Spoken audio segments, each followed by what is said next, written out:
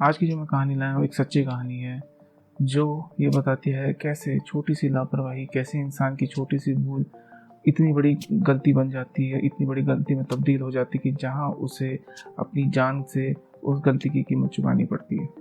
और इन्हीं सब बातों को सोचते हुए मैं बढ़ता हूँ आज की कहानी की तरफ।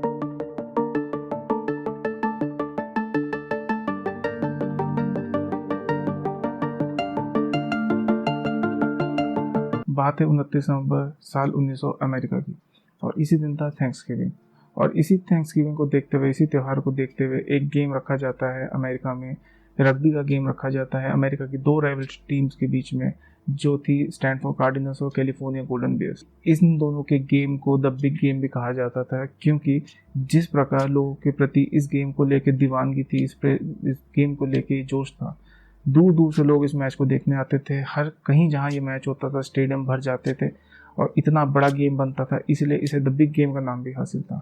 तो साल 1900 को 29 नवंबर को ये थैंक्स गिविंग के दिन ये गेम रखा जाता है रग्बी का, जो रखा जाता है सैन फ्रांसिस्को के रिक्रिएशन पार्क में। अब जब लोगों के बीच में इस गेम को लेके दीवानगी इतनी ज़्यादा थी, लोगों में इस गेम को लेके जोश इतना ज़्यादा था, तो जब ये गेम थैंक्स गिविंग के दिन सैन फ्रांसिस्को के रिक्रिएशन पार्क में रखा जाता है, उम्मीद से ज़्यादा लोग पहुंच जाते हैं इस मैच को देखने के लिए, इस मैच में शामिल होने के लिए। जहां उस स्टेडियम की कैपेसिटी कहीं 10 से 15 हज़ार लोगों की थी, वहीं 20 हज़ार से ऊपर लोग इस गेम को देखने उस स्टेडियम में पहुंच जाते हैं। आप ये अनुमान लगाइए कि स्टेडियम इतना ज़्यादा भर जाता है कि पुलिस वालों के लिए उन लोगों को रोकना बहुत मुश्किल हो जाता है। लोग कैसी ना कैसे करके अंदर घुसने की कोशिश करते हैं। टिकट मिलने के बावजूद भी बहुत लोग अंदर नहीं घुस पा रहे होते, क्योंकि भीड़ जो इतनी हो जाती है कि लोग को अंदर जाना बहुत मुश्किल हो जाता है।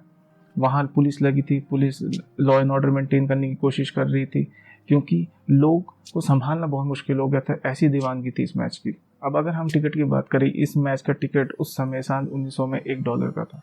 और जो $1 का टिकट था, अगर मैं आज की बात करूं इंडिया के रेट में, आज कहीं ना कहीं वो 2400 से 2500 रुपये का टिकट बन जाता है। तो आप सोचिए कितना महंगा टिकट रहा होगा इस मैच का। $1 जो आज की तारीख में 2400-2500 बनते हैं, 1900 के $1 आज के 2400-2500। और आप ये समझ सकते हैं बहुत लोगों के लिए इतना पैसा एक टिकट के लिए देना आसान नहीं था। बहुत लोगों के लिए इतना पैसा एक टिकट के लिए देना मुमकिन नहीं था। पर फिर भी जो लोग थे, दीवानगी थी जिन लोगों में था किसी भी तरीके से मैच देखना है, उन्होंने कहीं ना कहीं से पैसे इकट्ठा करके टिकट लेते हुए वो अंदर मैच देखने स्टेडियम में घुसते हैं। अब जो ये था स्टेडियम, ये stadium San Francisco recreation park का जो स्टेडियम था, ये बना था इंडस्ट्रीज़ के बीच में। ये जो सैन फ्रांसिस्को का ये पार्क था, ये स्टेडियम था, ये सैन फ्रांसिस्को के इंडस्ट्रियल एरिया में था, जिसका मतलब इसके चारों तरफ इंडस्ट्रीज थी। अब इससे आप एक बात समझ चुके होंगे कि यहाँ जो लोग थे, उनमें से एक बहुत बड़ा तबका, एक बहुत बड़ा आबादी उन लोगों की थी इस मैच को देखने वाली, जो इन फैक्ट्रीज़ में काम करा करते थे, और जो इन फैक्ट्रीज़ के ही आसपास रहा करते थे काम के मिलने के चक्कर में। तो आप समझ सकते हैं ये जो फैक्ट्री में लोग काम कर रहे थे, इनकी जो आमदनी थी, इनकी जो सैलरी थी, वह इतनी नहीं थी कि वो अपनी सैलरी में इतना बड़ा हिस्सा एक टिकट के लिए दे सके। तो आप आम तौर से समझ सकते हैं कि कितना मुश्किल रहा होगा उनके लिए टिकट खरीदना। काफ़ी जो उनमें से लोग थे वो टिकट नहीं खरीद पाए, पर उन्होंने कोशिश करी किसी ना किसी तरीके से अगर हम इस स्टेडियम को के अंदर घुस जाएं, इस मैच को देख सकें। तो उन्होंने हर तरीके का प्रयास किया। उन्होंने पुलिस वालों को चकमा देने की कोशिश करी, उन्होंने जो गार्ड्स थे गार्ड्स को बहला फुसला के, उनको समझा के किसी ना किसी तरीके से अंदर घुसने की कोशिश करी। पर क्योंकि ये इतना बड़ा मैच था, इतना बड़ा मैच होने के साथ साथ सिक्योरिटी भी उतनी ज़्यादा थी, इस गेम की इंपॉर्टेंस भी इतनी ज़्यादा थी, तो ऐसे ही हर किसी को अंदर घुसने नहीं दिया जा रहा था। तो ये जो लोग थे, ये जो फैक्ट्रीज में काम करते थे, इनमें से बहुत बड़ा हिस्सा इस मैच को नहीं देख पाता, इस मैच में नहीं घुस पाता। पर क्योंकि मैच देखने की जुनून इनके अंदर इतना था, मैच देखने की इनके अंदर जो मन था कि हम इस मैच को किसी ना किसी तरीके से देखें, तो ये कुछ आइडिया सोचने लगते कि कैसे अब हम इस मैच को देख सकें। तो सोचते सोचते उनमें से एक को ये आइडिया आता है कि वो आसपास देखने की कोशिश करता है कि कैसे इसके अंदर घुसा जाए, इस स्टेडियम के अंदर घुसा जाए। वो हर तरफ देखने की कोशिश करता है कि कहीं ना कहीं से अगर कोई रास्ता, कोई फेंस अगर हम टाप सके, कोई दीवार हम टाप सके, किसी ना किसी तरीके से कोई दिख जाए। तो सोचते सोचते जब वो चारों तरफ देखता है कि क्या हो सकता है, उसकी नज़र एक सामने एक बिल्डिंग पे पड़ती है, जो इस स्टेडियम के सीधा सामने होती है। और एकदम से उसके मन में ये बात आती है, अगर किसी तरीके से उसकी छत पे पहुंच जाए, अगर किस तरीके से उसकी छत पे जाके बैठा जाए, तो वहाँ से जो देखने का मज़ा आएगा, वहाँ से जो देखने का मन करेगा मैच का, उसकी बात ही कुछ और होगी।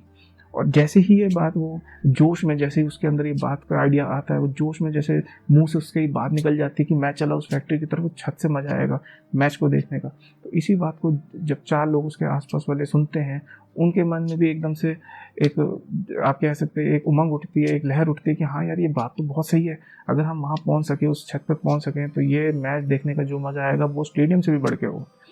तो जैसे जैसे 4 लोग ये बातें सुनते हैं, ये सारे फैक्ट्री की तरफ दौड़ना शुरू करते हैं।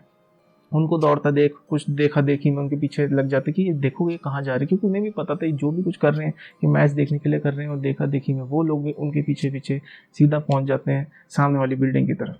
जैसे ही वो उसके दरवाजे पे पहुंचते हैं, वहाँ उनको गार्ड मिलता है, और वो गार्ड उनको बाहर रहने को कहता है, वो फैक्ट्री में घुसने से मना करता है, क्योंकि आप समझ सकते हैं एक फैक्ट्री के अंदर 4 तरीके का सामान होता है, 4 तरीके की मशीन होती है, रॉ मटेरियल्स होते हैं, और अगर इतनी बड़ी भीड़ फैक्ट्री में घुस जाए, कोई कुछ चोरी कर ले, कुछ कर ले, तो ये गार्ड के लिए उसकी नौकरी पे ये बात आ जाएगी, उसकी नौकरी को उसको जवाब देना पड़ सकता है अपने मालिक को कि ये फैक्ट्री के अंदर क्या हुआ।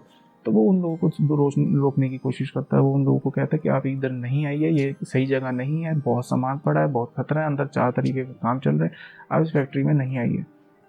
पर वो जो लोग होते हैं उनको इस समय कुछ नहीं सूझ रहा होता, वो कुछ नहीं सोच रहे होते, उनका सिर्फ इतना होता है कि हम कैसे ही कैसे करके, कैसे ना कैसे उस फैक्ट्री के अंदर घुस जाए, उस फैक्ट्री की छत पे पहुंच जाए। तो वो गार्ड की बात बिल्कुल नहीं सुनते और गेट खोलने के लिए कहते हैं।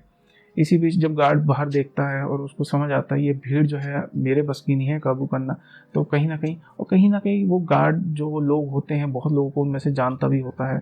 तो वो ये कहता है कि अगर मैंने इनसे आज लड़ाई कर ली, अगर मैंने इनसे लड़ाई मोल ले ली, तो कहीं ना कहीं कल ये मेरे साथ क्या व्यवहार कहे मुझे नहीं पता।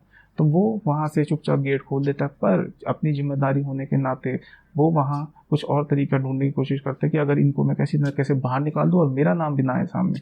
तो वो पुलिस वालों को ढूंढने लगता है, वो सामने जाता है, वो चारों तरफ देखता है कि कहीं उसे कोई पुलिस वाला मिल जाए। तो उसको एक पुलिस वाला जरूर मिलता है, और वो अपनी सारी बात बताता है, ऐसे ऐसे फैक्ट्री के अंदर लोग घुस चुके हैं, ऐसे ऐसे फैक्ट्री के अंदर लोग बैठे हैं, किस तरीके से उन्हें बाहर निकाला जाए, आप मेरी मदद करिए इन लोगों को बाहर निकालने में। तो जब वो पुलिस वाला इन सब बातों को सुनता है, वो कहीं ना कहीं वो भी ये कहता है कि अभी मैं आऊँगा बाद में, अभी मैं यहाँ पे बहुत व्यस्त हूँ, क्योंकि उस समय भीड़ इतनी थी, लोग उल्टे सीधे काम कर रहे थे, लोग रोड पे तहलका मचा हुआ था। तो पुलिस वालों के पास भी इतना टाइम नहीं था कि वो पर्सनली जाके किसी की प्रॉब्लम को सॉल्व करे। पुलिस वाले ने ये आश्वासन जरूर दिया कि चलो मैं बाद में आऊँगा, फिलहाल मैं यहाँ लगा हूँ। तो वो भी ये सोच के चुपचाप अपनी जगह पे आ गया और देखता रहा जैसे जैसे लोग फैक्ट्री में घुसते रहे। अब ये लोग जो फैक्ट्री के अंदर घुस चुके थे, ये बस ये सोच रहे थे किस तरीके से छत पे पहुंचा जाए। तो ये चारों तरफ फैक्ट्री के घूमते हैं, ये बहुत बड़ी फैक्ट्री थी, कम से कम 4 मंजिली फैक्ट्री थी। ये चारों तरफ ढूंढते हैं कि कहीं ना कहीं से रास्ता तो होगा छत पे पहुंचने का। तभी उनको फैक्ट्री के पीछे साइड एक सीढ़ी दिखती है जो दीवार में गड़ी होती है, और वो धीरे धीरे करके इसके ऊपर चढ़ना शुरू करते हैं। और धीरे धीरे करके ये छोटा जो पहले लोगों का ग्रुप था, ये सारे छत पहुँच जाते हैं। जब ये छत पर बैठ जाते हैं, जो स्टेडियम के पास और लोग खड़े थे, और लोग सोच रहे थे कैसे इस मैच को देखा जाए, तो उनकी नज़र इन लोगों के ऊपर पड़ती है कि ये क्या कर रहे हैं, ये छत के ऊपर क्या कर रहे हैं, वहाँ से क्या सोच रहे हैं, ये क्या करने की। और ये समझ जाते हैं ये कहीं ना कहीं मैच देखने के चक्कर में वहाँ पहुँचे। उन लोगों को देख के इनके अंदर भी होता है कि यार ये आइडिया सही है, और सारे अब कम से कम 50 से 100 लोग उस फैक्ट्री की तरफ जाना शुरू कर देते हैं कि हम भी वहाँ जाके बैठते हैं, क्योंकि यहाँ टिकट मिलना हमारे बस की बात नहीं है, टिकट खरीदना हमारे बस की बात नहीं है, और कोई रास्ता यहाँ दिख नहीं रहा इतनी सिक्योरिटी के बीच कि स्टेडियम के अंदर घुसा जाए। इससे अच्छा वही है उस छत के ऊपर पहुँचा जाए, उस छत के ऊपर से इस मैच को देखा जाए। तो जैसे जैसे धीरे धीरे ये देखा देखी में इतने लोग उस छत के ऊपर पहुंच जाते हैं कि छत पे पूरी छत खाली हो जाती है लोगों से। लोगों के बीच में जगह, इतनी भी जगह नहीं दिखती कि भाई वहाँ पे कोई और इंसान खड़ा हो सके। फिर भी लोग छत पे चढ़े जाते हैं, और पूरी छत कोने से कोने तक लोगों से भर जाती है। बिल्कुल 1 इंच की जगह भी नहीं है लोगों के बीच में कि कोई वहाँ जाके अब कुछ बैठ जाए कुछ। अब धीरे धीरे मैच आगे पहुँच रहा था, धीरे धीरे मैच का टाइम आ रहा था, धीरे धीरे मैच को शुरू करना था। 2 बज चुके थे, इस समय शोर चल रहा है, चारों तरफ से शोर हो रहा है। उधर जो छत के ऊपर बैठे हैं वो शोर मचा रहे हैं, इधर जो ग्राउंड में स्टेडियम में बैठे हैं वो शोर मचा रहे हैं, अपनी अपनी टीमों का समर्थन कर रहे हैं, अपनी अपनी टीमों के लिए नारे लगा रहे हैं, और धीरे धीरे हर कोई मैच का इंतजार कर रहा होता है।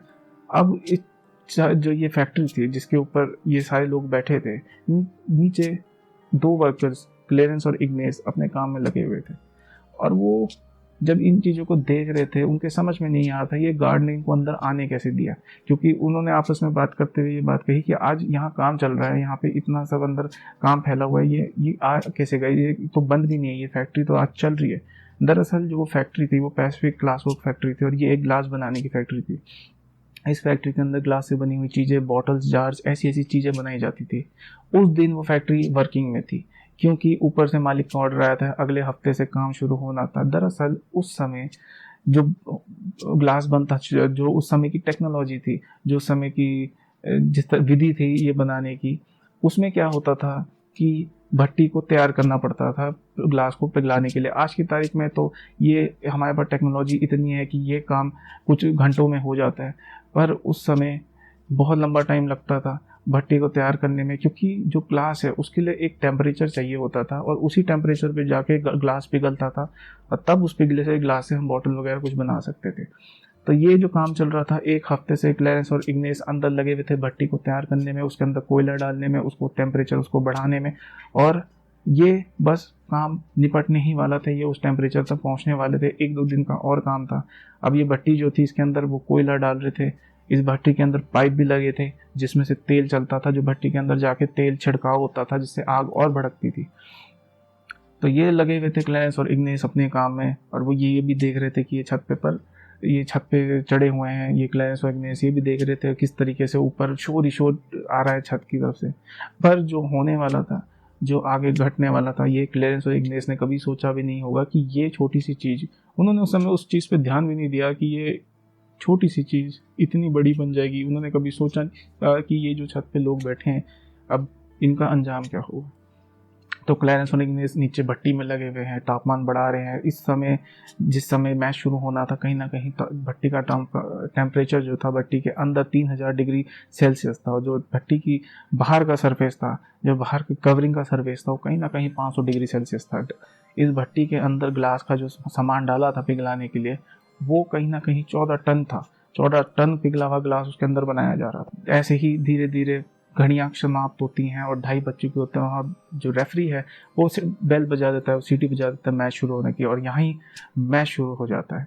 अब जैसे ही मैच शुरू होता है, लोग इतने जोर से चिल्ला के उठते हैं, जो छत पे खड़े हो जाते हैं सारे लोग, और ये देख के जो कोने कोने पे कुछ लोग बैठे होते हैं उनको अब डर लगना शुरू हो जाता है, क्योंकि वो समझ जाते हैं अगर एक भी धक्का लगा किसी का, एक भी बंदे ने कुछ उल्टी हरकत करी, तो ये कोने वाले लोग तो नीचे ही जाएंगे, सीधा नीचे गिरेंगे। तो उनमें से कुछ लोग अब उठ के वापस उतरना शुरू कर देते हैं, क्योंकि वो समझ चुके होते हैं कि मैच तो ठीक है पर अपनी जान भी प्यारी है, और इन्हीं चीज़ों को सोचते हुए धीरे धीरे उतरना शुरू करते हैं। कई लोग उतर जाते हैं उस छत से। इन उतरते हुए लोगों को देख के बहुत लोग मजाक भी बनाते हैं कि क्या हुआ कि अब जब मैच शुरू हो गया, अब जब मौका था मजे लेने का, अब जब मैच का टाइम था देखने का, तो तुम लोग नीचे उतर के इतनी देर से तुम छत पे बैठे हो। पर वो कुछ ना कहते हुए भी, उनका मजाक सहते हुए वो लोग सीधा छत से नीचे उतर जाते हैं। समय होता है 2:50, 20 मिनट हो चुके हैं मैच शुरू हुए को, और एकदम से बहुत तेज आवाज आती है फैक्ट्री की तरफ से। अब जो ये स्टेडियम में लोग बैठे होते हैं, ये मुड़ के देखते हैं, जो उस साइड बैठे होते हैं, ये जो फैक्ट्री की तरफ बैठे होते हैं, ये उस साइड देखते हैं ये हुआ क्या, ये आवाज़ आई क्या। पर ये सब लोग इतना मैच में खोए हुए थे कि ये एक सबसे बड़ी चीज़ समझना ही भूल गए कि वहाँ पे हुआ क्या। इन्होंने जब मुड़ के देखा, इन्हें कुछ दिखा नहीं आवाज़ का कोई केंद्र क्या है क्या नहीं है, इनको कुछ समझ नहीं आई आवाज़ आई किसकी। इन्होंने कुछ, जैसे कोई भी इंसान एकदम से ऐसे देखता है कि एकदम से जैसे आवाज़ आती है और वो एकदम से देखता है कि क्या हो गया, इन्होंने ऐसे देखा और देख के सोचने लगे कि हुआ क्या। उनमें से ही एक इंसान बोलता है कि देखो हम यहाँ है फैक्ट्री वाले एरिया में बैठे हैं, क्योंकि आवाज़ इतनी तेज़ होती है वो एकदम से डर जाते हैं कि आवाज़ तो बहुत तेज़ है। पर फिर भी उनमें से एक इंसान ये कहता है कि हम तो फैक्ट्री के एरिया में बैठे हैं, यहाँ चारों तरफ फैक्ट्रीज हैं, हो सकता है किसी का मशीन का काम हो सकता है कोई मशीन चल रही हो, कुछ हो बड़ी चीज़, कोई क्रशिंग चल रही हो कोई। और वो ये लोग भी कहते हैं कि हाँ जब फैक्ट्रीज हैं तो फैक्ट्रीज में से आवाज़ आएंगी, और वो अपने काम में जुट जाते हैं, वापस अपने मैच में देखने में शुरू हो जाते हैं, मैच को एंजॉय करना शुरू हो जाते हैं। ये आवाज़ किसी मशीन की नहीं होती, ये आवाज़ कोई क्रशिंग की नहीं होती। दरअसल जिस छत पर ये सारे लोग बैठे थे वो छत क्रैक हो जाती है और वो छत नीचे गिर जाती है। दरअसल ये जो छत थी जिसके ऊपर ये बैठे हुए थे, ये सिर्फ एक टीम की छत थी, एक टेम्परेरी छत थी। इसका कोई भी पर्पस इतना बड़ा, इतने लोगों का भार उठाना नहीं था। ये छत सिर्फ बनाई गई थी उस फैक्ट्री को ऊपर से कवर करने के लिए, बारिश में कवर करने के लिए, कि ऊपर से ये फैक्ट्री ढकी रहे। इतने साल से जब से वो फैक्ट्री खड़ी थी, वो उसके ऊपर वो छत टीम की वैसी ही थी, और इतने सालों की बारिश सबसे वो थोड़ी कमज़ोर हो गई थी। इन लोगों के वजन से एकदम से वो छत पूरी नीचे गिर जाती है, और ये सारे लोग अपनी मौत को नीचे फर्श की तरफ, फैक्ट्री के फ्लोर की तरफ गिर पड़ते। इनमें से कुछ खुशकिस्मत लोग, कुछ जो लोग थे जिनकी किस्मत अच्छी थी, वो और मैं इसलिए कहता हूँ क्योंकि जो बाकी लोगों के साथ हुआ वो और दर्दनाक हुआ। इनमें से जिनकी किस्मत अच्छी थी वो सीधा गिरते हैं फैक्ट्री के फ्लोर पे, 4 फ्लोर नीचे वो सीधा फैक्ट्री के फ्लोर पे, किसी के हाथ टूटते हैं, किसी का पैर टूटता है, किसी का सर फटता है और कुछ बहुत गहरी इंजरीज उनको आती हैं, पर फिर भी वो वहाँ पड़े रहते हैं और वहाँ अपना दर्द सह रहे होते। पर जो इनके साथियों के साथ हुआ वो दर्द में भी, जिसे कह सकते हैं कि मेरे पे शब्द नहीं है उसको बयान करने के लिए, जो उनके साथ हुआ वो इतना दर्दनाक था कि सोच से भी परे।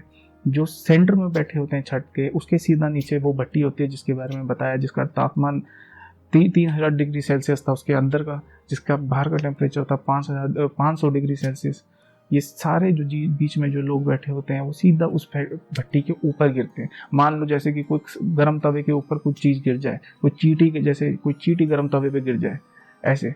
और जैसे ही ये सारे लोग वहाँ गिरते हैं, अब सोचिए टेम्परेचर इतना ज़्यादा था, इतना ज़्यादा कि मानो इनकी बॉडी जैसे ही वो उस पर गिरते हैं, जैसे ही वो अपना हाथ ऐसे रखते हैं, जो भी शरीर का पार्ट आता है वो इतना वहाँ से गर्मी से झुलस जाता है, उसमें से सारा उनका जो मॉइस्चर होता है, जितना भी उनके अंदर जो भी पानी होता है वो खींचने लग जाता है, सूखने लग जाता है, उनकी बॉडियाँ काली पड़ने लग जाती है। दर्द से जब बचने के लिए वो पलटने की कोशिश करते हैं, जैसे ही पलटते हैं वो झुलसना शुरू हो जाता है, वो कहीं हाथ रखे वो झुलसना, मतलब हीट इतनी ज़्यादा थी उनके शरीर के हर एक, वो दर्द से हिलने की कोशिश कर रहे हैं, जब अगर एक हाथ को बचा रहे हैं तो दूसरा इधर झुलस जा रहा है। बहुत बुरा मंजर।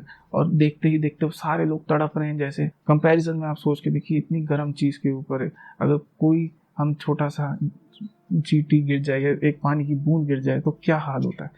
और इंसान के मुकाबले जो उसमें टेम्परेचर था उसका कहीं ना कहीं मायने यही थे। 500 डिग्री जो उसका सतह का टेम्परेचर था वो उसके ऊपर गिरते हैं और गिर के इतनी बुरी तरह से झुलस जाते हैं, पर उनमें आग नहीं लगती। सबसे दर्दनाक बात है कि जब वो उस चीज़ पे गिरते हैं उनके ऊपर आग नहीं लगती। वो सीधा जब पहले गिरते हैं वो झुलसना शुरू हो जाते हैं, वो जिंदा पूरी जब तक ये पूरी चीज़ हो रही होती है वो जिंदा रहते हैं। उनके बीच में दर्द है, वो उनके शरीरों में इतना दर्द हो रहा होता है, वो चिल्ला रहे होते हैं, चीख रहे होते हैं पूरे समय तक। और जो लोग और इनके साथ गिरते हैं, कुछ उन पाइपों पे गिर जाते हैं जो इस भट्टी पे तेल पहुंचा रही थी। जब वो पाइपों पे गिरते हैं, वो लोग जब पाइप पे गिरते हैं, वो पाइप उनके वजन से, उनके गिरने के प्रभाव से वो सारे पाइप फट जाते हैं और फटने के साथ ही उनमें से तेल, पूरी फैक्ट्री में तेल के छींटे छींटे चारों तरफ। तो सोचिए कि बंदा पहले उस सतह पे गिर के 1-2 मिनट उस सतह पे तड़प के, उसकी पूरी टाइम उसके शरीर में जान थी, वो हर चीज़ महसूस कर रहा था, और आखिरी में उसके शरीर के ऊपर वो तेल के छींटे गिर जाते हैं जिससे उस पर आग लग जाती है। इधर क्लैरेंस और इग्नेस ये जब देख रहे होते हैं, उनको 1 मिनट के लिए समझ नहीं आता करें क्या, क्योंकि चारों तरफ जैसे बॉडीज गिर रही हैं, चारों तरफ शरीर गिर रहे हैं। इधर देखो तो कोई चिल्ला रहा है, उधर देखो तो उन दोनों का दिमाग इतना सुन्न हो जाता है, उनको समझ नहीं आता। जब वो मंजर देखते हैं अपने सामने जले हुए शरीर, कोई 1 नहीं 2 नहीं 100 की संख्या में शरीर वो जले हुए देखते हैं पूरी फैक्ट्री के अंदर। आप ये मानिए जले हुए मास्क का, जले हुए कपड़ों की, जले हुए शरीर की, बालों की, ये पूरे फैक्ट्री के अंदर ये स्मेल फैल चुकी होती है। और जैसे ही अपने आप को क्लेरेंस और इग्नेस संभालते हैं, जैसे ही वो इस हालात को देखते हैं और वो समझ जाते हैं कि कुछ ना कुछ हम करना तो पड़ेगा ही, वो धीरे धीरे करके जो भी उन्हें बचा हुआ दिखता है, जो भी जीवित दिखता है, उसे बचाने की कोशिश करते हैं। परंतु जो मैक्सिमम लोग होते हैं, जो मैक्सिमम बंदे होते हैं, वो झुलस के मर चुके होते हैं। क्लैरेंस और इग्नेस अपने लोहे के सरियों से, जिससे वो ग्लास हिलाया करते थे, उन सरियों को लेके भट्टी के ऊपर से उन शरीरों को नीचे उतारते हैं। और धीरे धीरे करके जब आसपास के लोगों के बीच ये बात पहुंचती है कि इतना बड़ा हादसा हो गया है, जब वो समझ आती है उन्हें, तो वो जब अंदर आके मंजर देखते हैं, उनकी आंखें बयान करना बहुत मुश्किल है कि क्या उन्होंने देखा। चारों तरफ जले हुए शरीर, चारों तरफ पूरी हवा में बदबू, पूरे मांस की बदबू फैली हुई, और धीरे धीरे इन सारे शरीरों को फैक्ट्री से बाहर निकाला जाता है। जब आसपास ये बात फैलती है कि ये क्या हो चुका होता है, तो इस हादसे के बीच एक बहुत बड़ी दुखद खबर सामने आती है। एक बहुत दुखद बात पता चलती है पूरे हादसे के बारे में। दरअसल ये जो छत पे जो लोग थे, जो ये नीचे भट्टी में झुलसे थे, जो इस गर्मी में जल चुके थे, जो इस तापमान की वजह से जिन पे आग लगी थी, जिनके जले हुए शरीर थे, उनमें से कई ज़्यादा बच्चे थे। ये बच्चे टीनेजर बच्चे थे, 15, 16, 17, 18 साल के। दरअसल क्योंकि ये इंडस्ट्रियल एरिया था, तो इनके आसपास ये सारे परिवार रहते थे। जो इन फैक्ट्रीज़ में काम करते थे। और ये परिवारों में इनके बच्चे भी थे, इनकी बीवियाँ भी थी, ठीक। और ये सारे जो परिवार थे, ये सारे जो लोग थे, उनके सारे परिवार ये आसपास रहा करते थे। तो ये बड़े तो थे ही इस मैच को देखने आए, पर ये जो टीनेजर बच्चे थे, इनके अंदर उनसे ज़्यादा जोश था इस मैच को देखने का। आप समझ ही सकते हैं टीनेजर्स के अंदर कितना जोश होता है। और ये जो टीनेजर्स थे, ये ही इनके अंदर ज़्यादा दमखम था, इन्हीं के अंदर ये था कि हम इस छत पे चढ़ें, क्योंकि इनके अंदर जो एक दीवानगी होती है, एक पागलपन सवार होता है, एक लापरवाही होती है चीज़ों को करने की। और जैसे इस दुखद घटना का पता लगता है, आसपास से सारे जो परिवारों में ये बात फैलती है, तो हर माँ अपने पति, अपने बच्चों को ढूंढने वहाँ पहुँचती है। हाँ, और सबसे बुरी बात ये समझ आती है कि उनको उनके कपड़ों से पहचाना जाता है, उनके कपड़ों से, कि ये हमारे हैं कि नहीं है, क्योंकि उनकी हालत इतनी बुरी हो चुकी होती है, वो इतनी बुरी तरह से झुलस चुके होते हैं कि उनको उनके उनके शरीर से, उनके चेहरे से पहचानना नामुमकिन हो जाता है। ये हादसा 1900 का बहुत बड़ा हादसा है, जो आज भी स्पोर्टिंग इंडस्ट्री में, खेल इंडस्ट्री में एक बहुत बड़ा हादसा माना जाता है, जिसमें इतने लोगों की मौत हुई, वो भी इतने दर्दनाक तरीके से। तो आप समझ सकते हैं छोटी सी लापरवाही, जोश में होश खो बैठना, कितनी बड़ी कीमत लेके गई, कैसे उनको अपनी जानों से, वो भी इतनी दर्दनाक मौत से, उसकी कीमत अदा करनी पड़ी। आज की कहानी में बस इतना ही।